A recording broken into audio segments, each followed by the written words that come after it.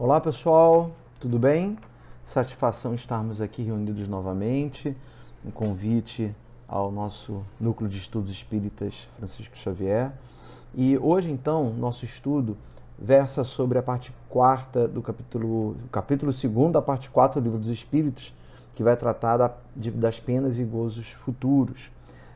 Antes disso, vamos fazer a leitura de nossa página de preparo, tirada do Pão Nosso, nosso querido Emmanuel, psicografado pelo Chico, tá? Item 44, curas. E curai os enfermos que nela houver, e dizei-lhes, é chegado a vós o reino de Deus. Realmente, Jesus, Lucas, capítulo 10, versículo 9. Realmente, Jesus curou muitos enfermos e recomendou-os de modo especial aos discípulos. Todavia, o médico celestial não se esqueceu de requisitar ao reino divino quantos se restauraram das deficiências humanas.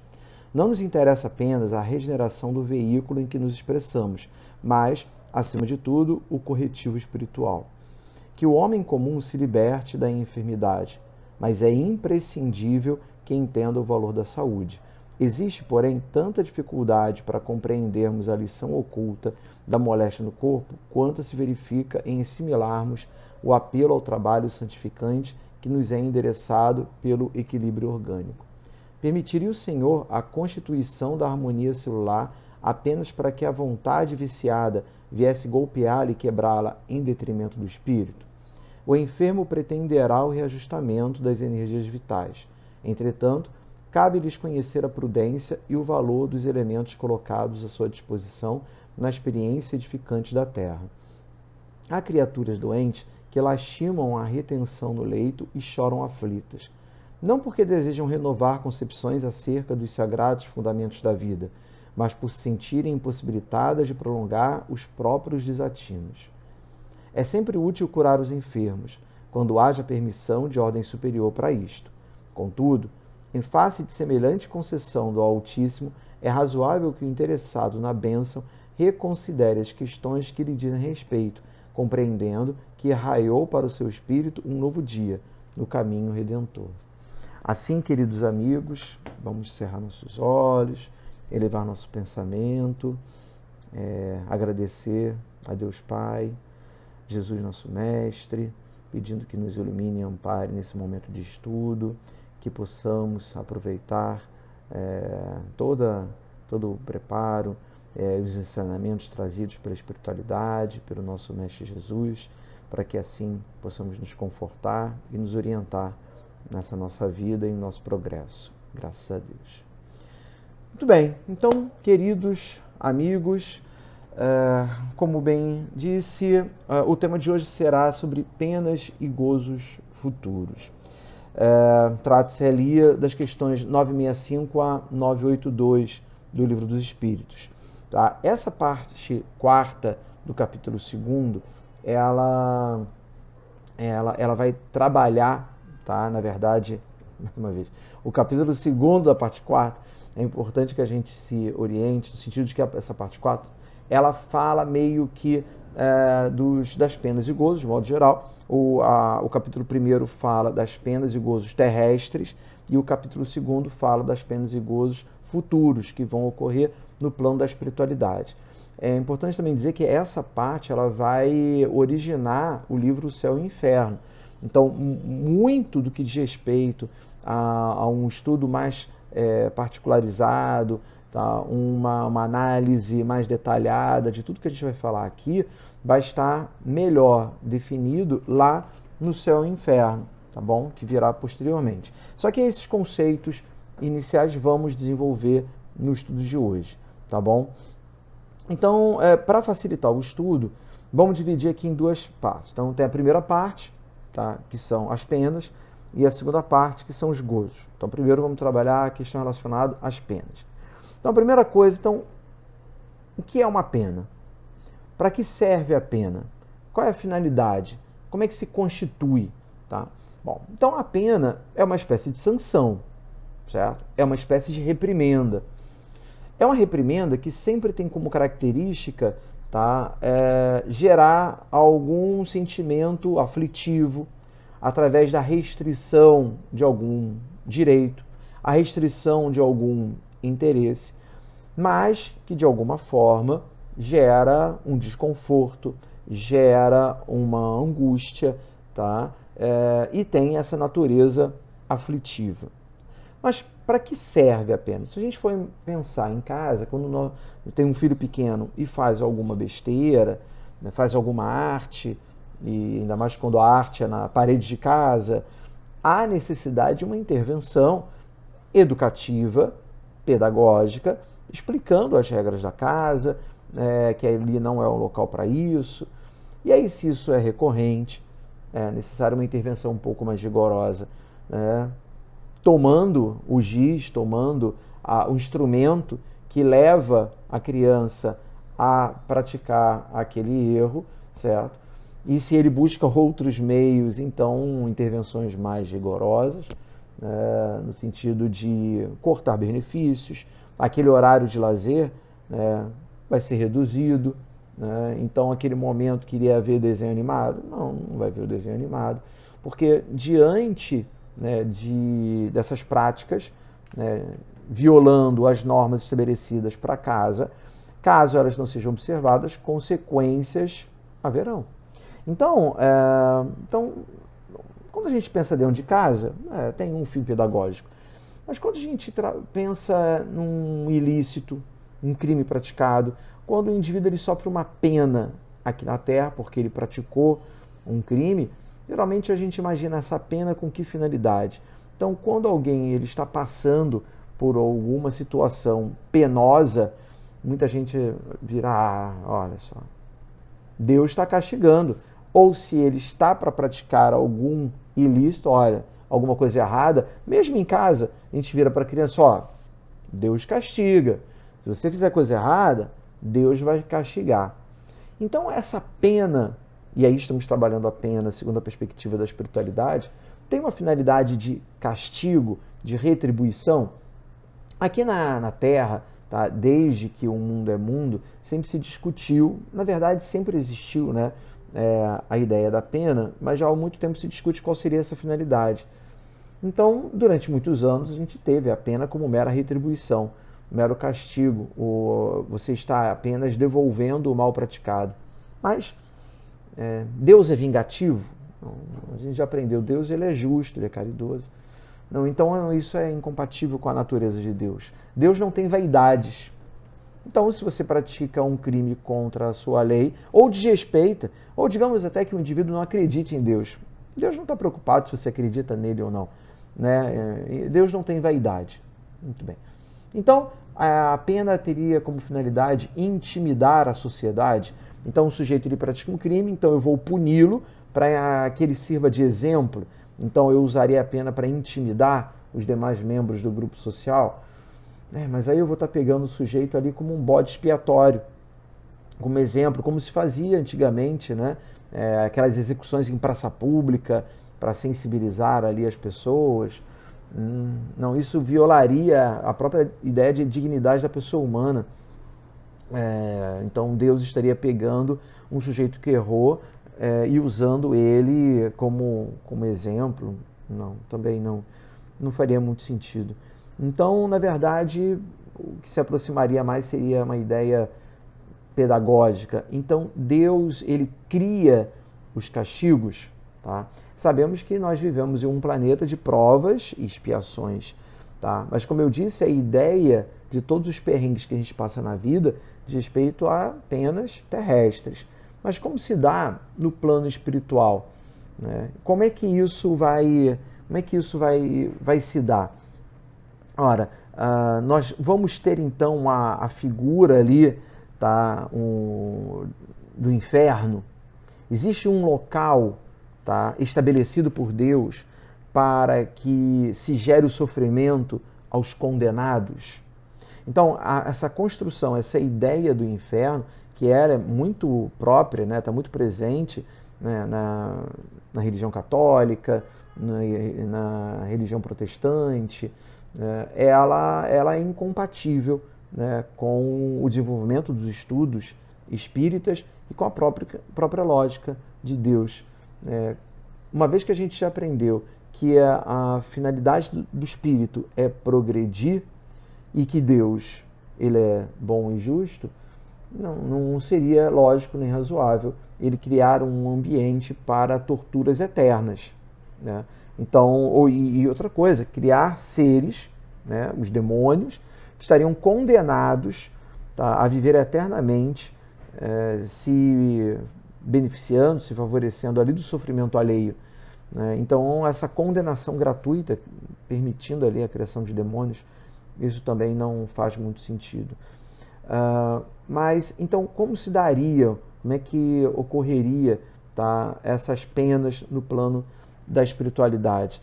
Então, na verdade, as penas que nós sofremos, elas decorrem de nossa própria consciência.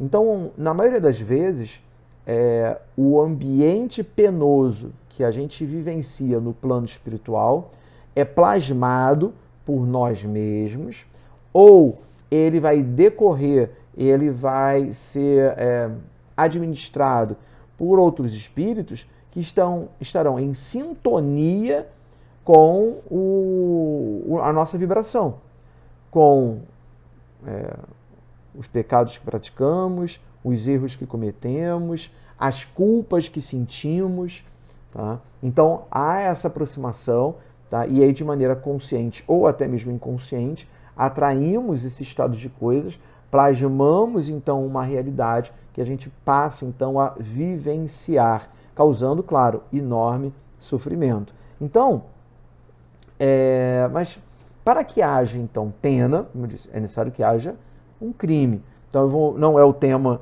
do encontro de hoje, mas fazer uma observação também importante. Como eu disse, aqui na Terra, para que um sujeito ele sofra uma pena, ele praticou um crime. Ele lesionou alguém, tá? Violou, gerou um dano, algum bem jurídico, ou criou uma situação de perigo. Então, ele matou, ele estuprou, ele roubou, furtou, desviou dinheiro público, certo? E aí, então, ao praticar um crime, violou uma lei dos homens, estará submetido a uma pena. Pode ser uma pena pecuniária, uma pena privativa de liberdade, uma pena restritiva de direitos, mas esse é o ponto. Para que o espírito sofra, então, uma pena, é porque, então, ele viola uma lei de Deus. Ele viola uma lei de Deus. E isso aí é uma coisa que nos faz pensar. Por quê? Pode acontecer que o sujeito venha desencarnar e ele, segundo a lei dos homens, ele passou incólume. Ele passou a sua vida sem nunca violar a lei. Ele nunca praticou nenhum crime. Ele nunca matou, ele nunca roubou, ele sempre pagou seus impostos, sempre foi um bom pai, né? Mas será que ele aproveitou bem aquela oportunidade encarnatória e cumpriu as leis de Deus? Porque, vamos combinar, as leis de Deus são mais rigorosas. E aí, vamos resumir aqui. Qual é a principal lei de Deus? Amar a Deus sobre todas as coisas e ao próximo como a ti mesmo. Então, a lei de amor e a lei de caridade, que diz que devemos ser benevolentes, devemos ser tolerantes, pacientes e devemos perdoar, é o básico. Será que a gente viveu dessa maneira? Será que a gente amou o próximo? Será que a gente ajudou quem precisava e quando a gente podia ajudar? Será que a gente perdoou? E aí, então, muitas das vezes o sujeito, ele passa pela vida, não violou nenhuma lei dos homens, mas ao desencarnar acaba se deparando com um cenário ali bastante complicado, porque ele começa, então, a perceber, ele começa, então, a se deparar com a sua existência espiritual. Claro, tudo aqui dependendo do seu grau de consciência, tá bom? Mas dependendo, ele começa a perceber isso, e aí quando cai a ficha, demonstrando um pouco já a minha idade e de quem entendeu, né? Quando cai a ficha, quando ele percebe então a quantidade de oportunidades que ele deixou de aproveitar e quantas leis de Deus ele violou simplesmente por não ter amado o próximo como poderia, isso acaba gerando um sentimento de culpa que vai plasmando uma situação de sofrimento, uma situação de penalidades, uma situação penosa. Tá legal? Eu só vou dar uma dica, vale a pena, né? Lá no Céu e Inferno vai ter um capítulo que é considerado o Código Penal da Vida Futura. Interessante isso. O Código Penal da Vida Futura.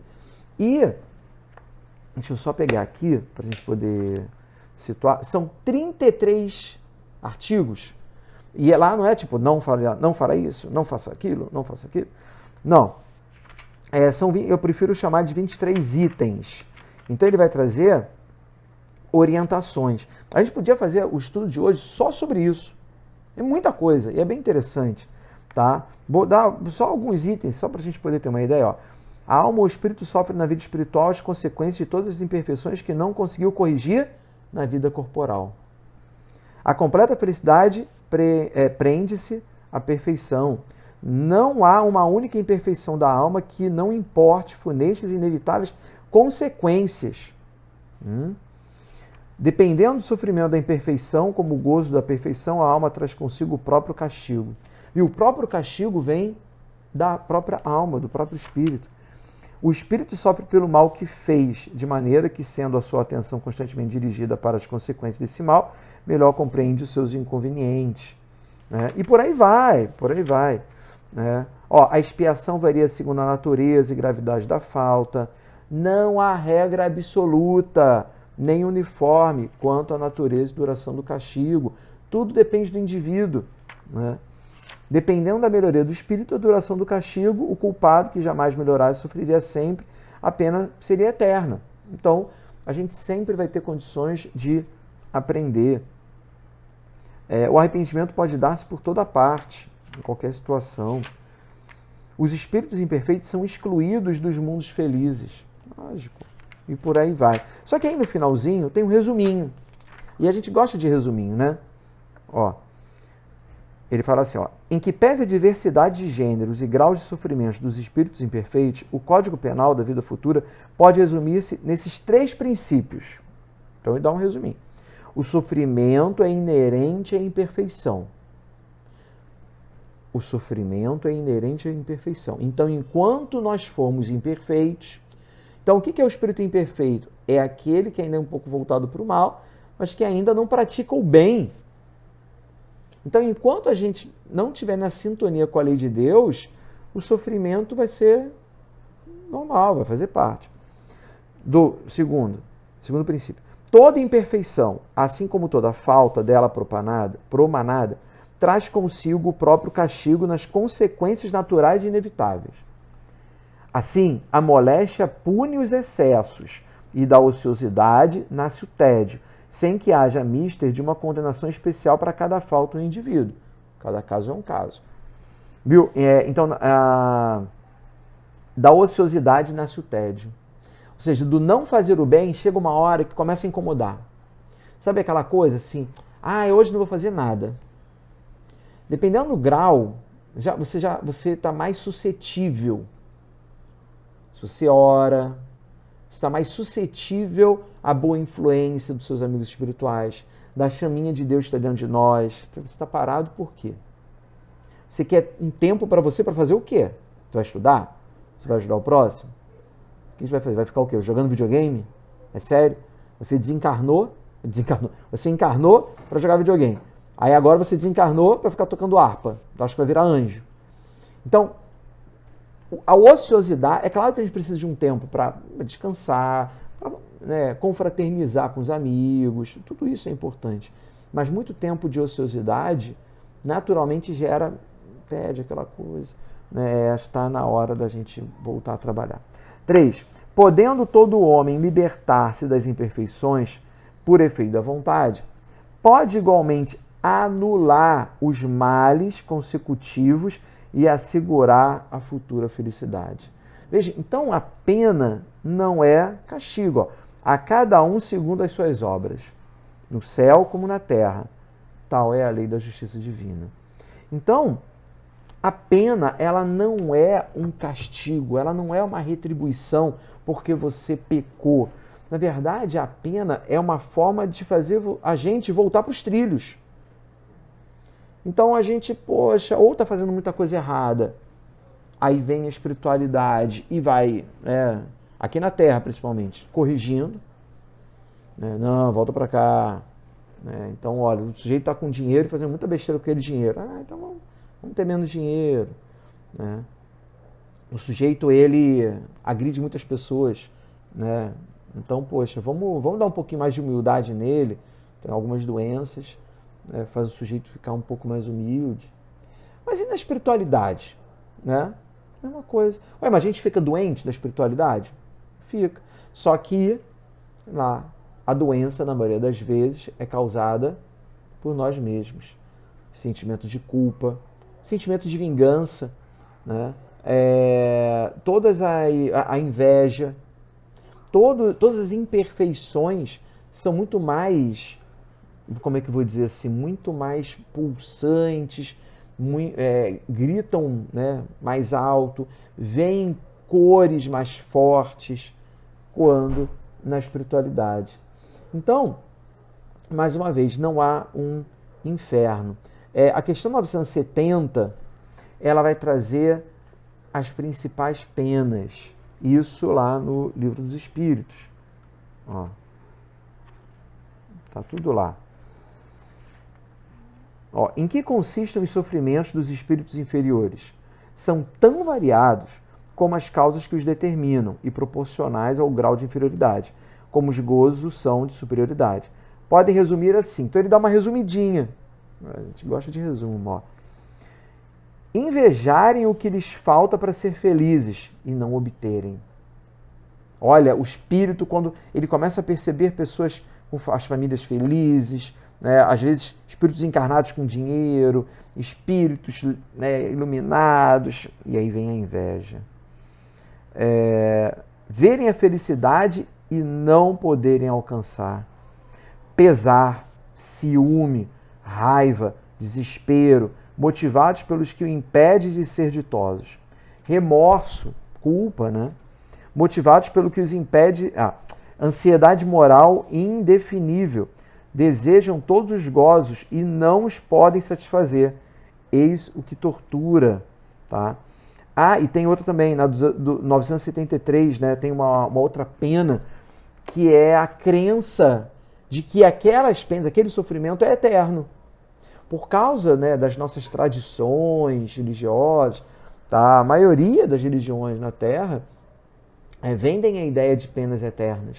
Então, quando o sujeito desencarna e passa por esse sofrimento todo, uma das piores coisas para ele é a crença de que aquilo não vai acabar nunca. Enquanto que, na verdade, tem como acabar. Como? Quando o sujeito ele começa, antes de mais nada, a se perdoar. Quando ele começa a elevar seu pensamento, né, em humildade, pedindo ajuda. Quando ele começa a desenvolver a chama divina dentro de si, elevando seu pensamento, pedindo perdão e se perdoando, né, ajudando dentro do possível, né, desenvolvendo a humildade e a caridade. Então, será dessa maneira que o espírito ele conseguirá sair desses momentos de sofrimento que são causados por ele mesmo. Então, por exemplo, dei um exemplo bem legal, na saga do André Luiz, tem uma obra chamada Libertação, do André Luiz, e a saga toda é o progresso dele, né, no aprendizado enquanto benfeitor, né? Ele aprendendo a ser útil. E aí nesse livro, Libertação, ele conta a história de Gregório, que é um líder obsidiador, fazendo mal a várias pessoas encarnadas e desencarnadas, e ele é um livro que ele tem uma falange de obsidiadores, uma falange. E André Luiz, junto lá com seus amigos, eles têm uma missão. Eles vão entrar disfarçados do que a gente costuma chamar de umbral, né? Então, mas o umbral também não é o inferno, né? Mas existem, e até a Ivone, depois eu vou contar uma história lá que ela narra no livro dela, que eles chamam de regiões inferiores. São regiões, né? Então, embora a gente fale muito que é mental, mas até pela descrição que a Ivone traz, que o André, há uns certos espaços, tá? Vamos colocar assim, vou falar em espaço geográfico, mas são espaços, em que a vibração ela é tão pesada e tão baixa que ela vai plasmar uma região, certo? Degradada, né? Até mal cheirosa, pesada. E aí então eles vão, André Luiz, junto lá com seus amigos, vão entrar então nessa região.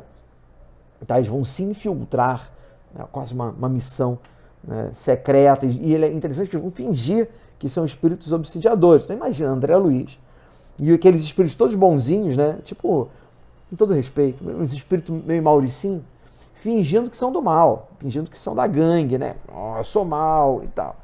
E eles vão entrar lá, né, na região. Então lá é possível notar seres terríveis, seres demoníacos, tá? Porque eles plasmam, eles se veem daquela maneira. Tá? E aí muitos em grande sofrimento e outros ajudando a gerar o sofrimento nos culpados. Tá? Então, esses demônios, tá, que são visualizados são espíritos deformados, e aí deformação essa que é plasmada por eles mesmos.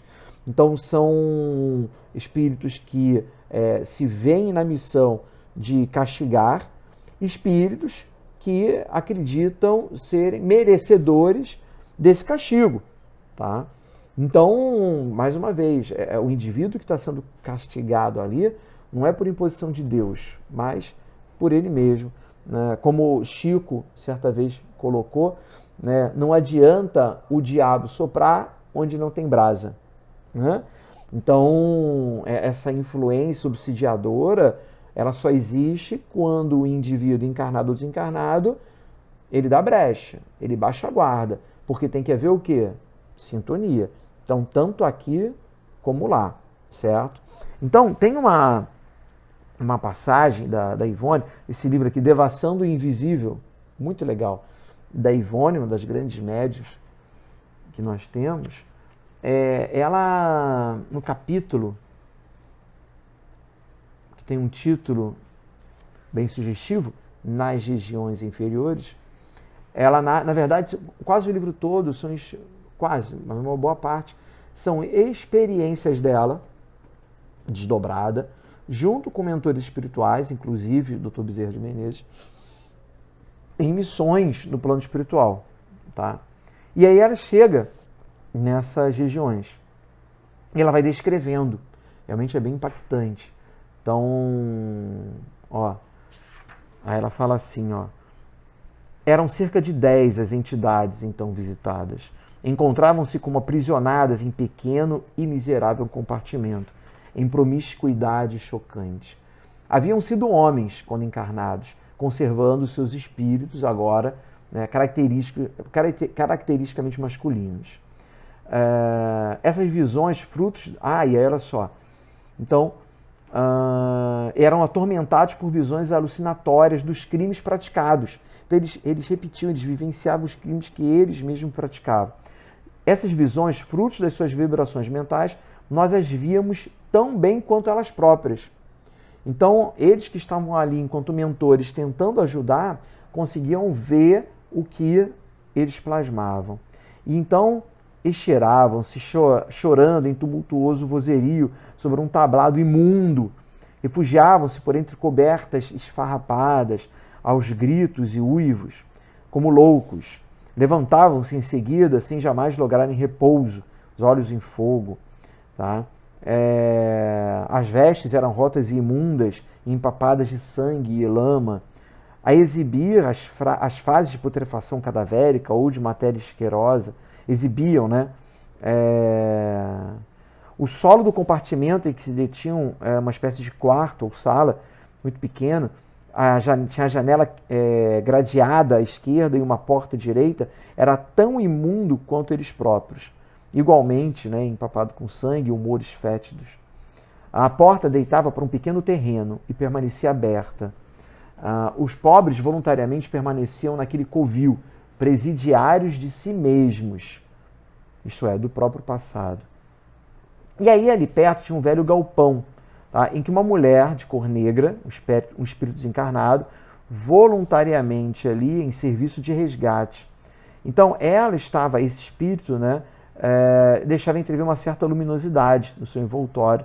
Parecia que estava cozinhando alguma coisa, porque esses espíritos, eles diziam que estavam com fome, eram miseráveis, estavam ali desesperados, famintos e tal.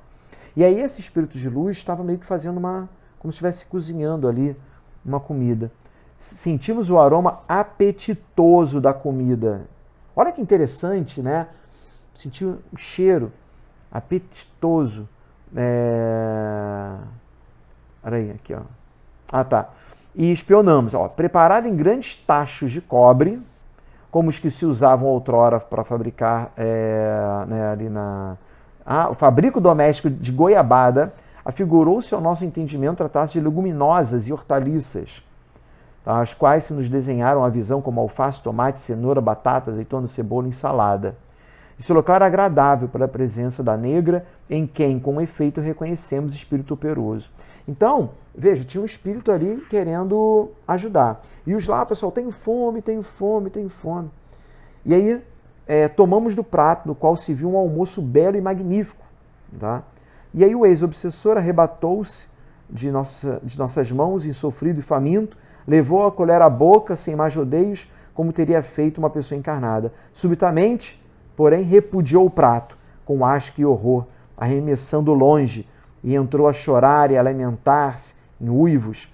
Sem nos poder eximir a uma forte impressão de assombro, verificamos que o apetitoso legume havia desaparecido, mas que em seu lugar, espalhado em torno, viam-se postas de carne humana, línguas, mãos, dedos e orelhas.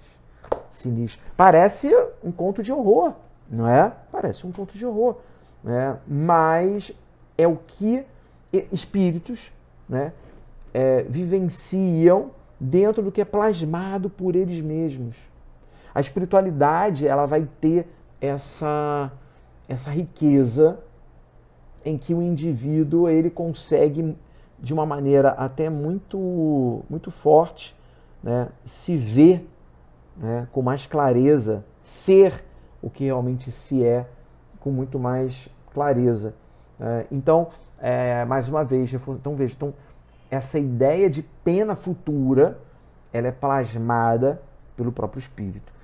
Então, por isso que a gente deve estar sempre atento às leis de Deus, em nossa prece, pedindo a orientação de nossos amigos espirituais, para que possamos estar sempre em vigilância, orai e vigiai, ok? Muito bem, então, esse é o contexto das penas. Ele falou, opa, cara, pesado. E os gozos futuros? Tá? Então, os gozos seriam os prêmios recebidos por cumprir as leis de Deus. Então, também, né, o nosso imaginário trabalha nessa ideia. Então, ao desencarnar, chegaremos, então, em verdes campos, com anjos tocando harpas, e ficaremos ali sobre a sombra de grandes árvores, contemplando a eternidade? Parece que não, né? Não. Na verdade, claro, esse gozo ele vai decorrer de um aperfeiçoamento moral do espírito. Então, à medida que vai progredindo, tá, através da maior compreensão da realidade ao seu redor, através do desenvolvimento de sentimentos edificantes, tá, junto a si, junto ao próximo, o seu olhar de mundo e, com isso, o mundo que vai sendo plasmado ao seu redor será sempre uma realidade mais harmônica, equilibrada, benfazeja. Então, o gozo na vida futura está não numa vida de paz e calmaria, mas numa vida com esclarecimento, uma vida de maior paz interior, em que o indivíduo ele consegue gerir de uma forma muito mais equilibrada e razoável as suas questões e as questões do mundo e as missões que receberá dos espíritos superiores. Então, o gozo ele está muito vinculado a prazer, tá? Então, aqui na Terra, o nosso prazer, o nosso gozo tem inúmeras possibilidades, dependendo de cada um. Para muitas pessoas que ainda estão mais presos à matéria, o gozo está em sair à noite, beber e tal, ou adquirir bens materiais, conseguir ostentar nas redes sociais o seu carro novo, a sua viagem, sua roupa de marca, certo? À medida que a gente vai progredindo, vamos percebendo, então, que a felicidade está também nas coisas simples, né? Então, estar com a sua família, poder ir no núcleo, poder ajudar. Então, o gozo estaria numa vida, numa vida mais consciente, né? Mais harmônica, né? Em que o indivíduo ele consegue compreender melhor, tá, essas várias questões da vida, tanto encarnada, e aí como é o mote aqui do nosso trabalho, do nosso estudo, né, na nossa vida no plano espiritual. As questões 967 e 969 vão definir os principais gozos e o que se define por felicidade. Vamos dar uma olhadinha? Ó. O 267, também não vou ler tudo não, aqui, ele fala aqui, ó, em que consiste a felicidade dos bons espíritos? Em conhecerem todas as coisas. É o conhecimento, né? À medida que a gente vai estudando, vai aprendendo mais, e isso vai trazendo uma satisfação enorme. Embora muita gente, Nietzsche, né, falava, olha, a felicidade está na ignorância, mas se você quiser o conhecimento, você tem que trabalhar muito. Então, o conhecimento, ele pode trazer desconforto, porque ele vai permitir um grande conjunto de questionamentos, de reflexões e de uma necessidade de estar se estudando mais e mais e mais e mais.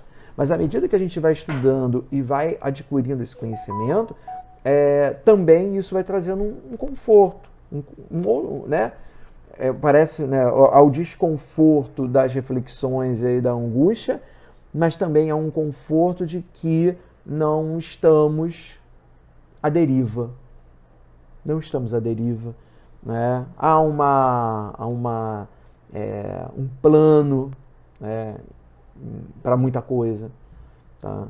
Somos senhores do nosso futuro, temos livre-arbítrio. Então a gente começa a ter uma consciência de uma série de questões que vão nos ajudar a orientar a nossa vida, encarnada ou desencarnada. A segunda é o quê? Não sentirem ódio, nem ciúme, nem inveja, nem ambição. Então a felicidade está em desenvolver bons sentimentos. Não tem coisa pior que a pessoa ficar remoendo problema, remoendo raiva, tem raiva do outro, tem inveja do outro, e aquilo fica remoendo, porque ele está angustiado, ele não sabe se ele quer que o outro se dê mal, ou se ele fica mais angustiado porque ele não sabe como se dar bem.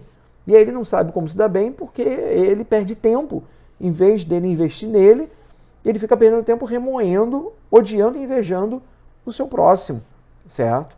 E, por fim, tá? A grande verdade. A felicidade está no trabalho. Sim, meus caros amigos, a gente achou, né, que ia terminar tudo, desencarnar. Vou desencarnar porque assim pode descansa em paz. Lê do engano. Vai descansar não. A verdadeira felicidade está no trabalho. Então, e aí, claro, porque à medida que a gente vai compreendendo a razão de ser da nossa existência, e a razão de ser da nossa existência é estar em cada vez maior sintonia com Jesus e Deus, Jesus e Deus, que não param de trabalhar um minuto sequer, né? A gente percebe então que se a sua imagem e semelhança, desejar se aproximar deles, é entender que a felicidade está na ação e não na negligência e na omissão. Está em nos doarmos, tá? Para permitir, para proporcionar, né, uma melhor qualidade de vida, proporcionar momentos de felicidade, de progresso no outro. A nossa felicidade está na felicidade do outro. E à medida então que eu percebo como eu posso proporcionar isso, né, vem a felicidade. É o desenvolvimento de sentimentos bons. Sentimentos bons esses, que aí não adianta só estar ali no quentinho do coração, mas como mola propulsora de uma ação transformadora que intervém diretamente na vida do irmão, na vida de alguém que às vezes precisa de uma palavra amiga, às vezes só de um ouvido, né? De alguém que o escute. Né? Então, esse trabalho, né, no bem, tá? Juntamente com o estudo, com o desenvolvimento de bons sentimentos, que vai, e aí de certa maneira,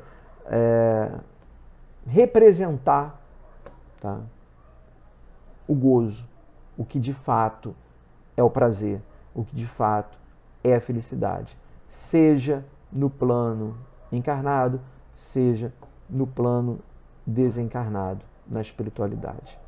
Assim, queridos amigos, conscientes,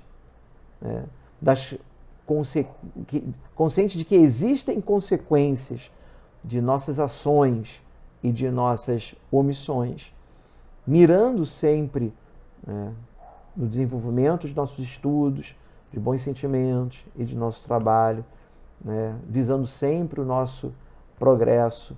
Espero ter ajudado um pouquinho, nas nossas reflexões diárias, na nossa vigilância diária.